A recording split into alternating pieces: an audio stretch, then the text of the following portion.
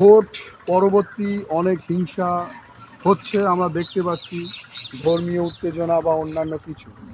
আমাদের কর্মীদের বলবো, তোমরা কোনো দ্বন্দ্বে জড়াবে না।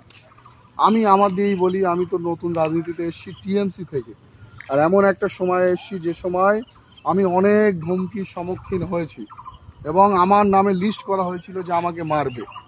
ঠিক আছে, আমাকে মারবে এমন লিস্ট করা হয়েছিল, কিন্তু আমি ভয় পাইনি। আমি ন্যায়ের পথে ছিলাম এবং আমার উপরওয়ালা আছে আমার সঙ্গে, আমি কাউকে ভয় করি না।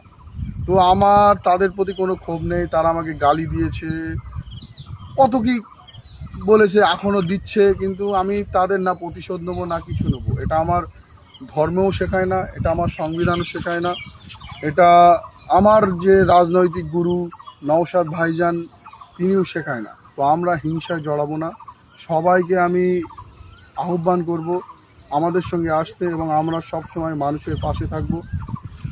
আর সব থেকে বড় কথা, আমাকে যারা ভয় দেখিয়েছে তাদেরকে একটাই কথা বলি, আমার কিন্তু হারানোর কিছু নেই।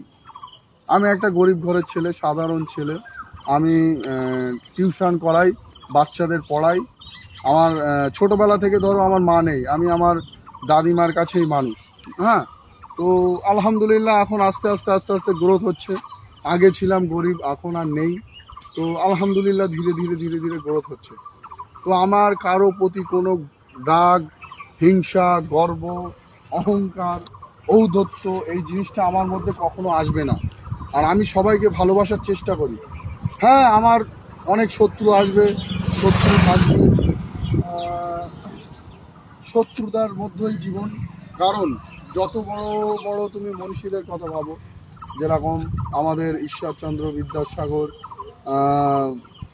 রবীন্দ্রনাথ ঠাকুর, মহাত্মা গান্ধী, সুভাষচন্দ্র বোস, হজরত মোহাম্মদ সাল্লাল্লাহু আলাইসাল্লাম, ইব্রাহিম আলাইসাল্লাম, ইউসুফ আলাইসাল্লাম, এরকম যারা অনেক বড় বড় ব্যক্তিত্ব ছিল, এবং যারা এরকম যে মিথ্যা কথা বলতো না, তাদেরও কিন্তু শত্রুতা ছিল, কিন্তু তারা কখনো শত্রুতা করেনি।